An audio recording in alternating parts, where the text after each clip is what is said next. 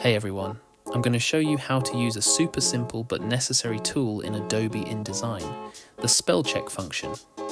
Now, if you're designing a book, a brochure, or even a flyer, making sure your text is error-free is a must.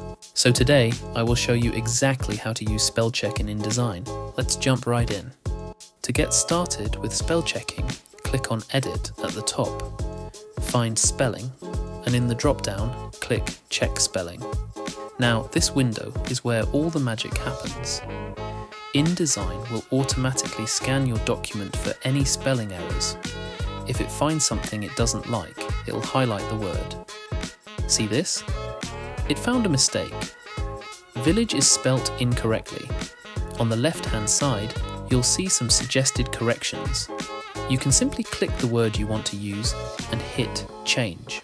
Or, if you know you've used that word a lot, you can correct every potential spelling error of that same word by clicking on Change All, which will fix every instance at once. Now let's say InDesign flags something that's not really a mistake. You can click the Ignore All button to skip it, or maybe it's a name or a specific term, you can click Add to add it to your dictionary. That way, InDesign won't flag it as an error in the future.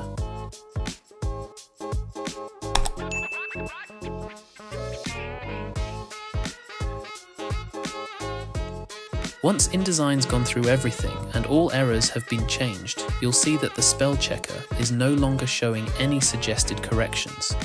So you now know that the spell check is complete and you're good to go. And that's it. Using spell check in InDesign is a great way to catch those errors. If you found this video helpful, go ahead and hit that like button. And don't forget to subscribe for more design tips and tricks.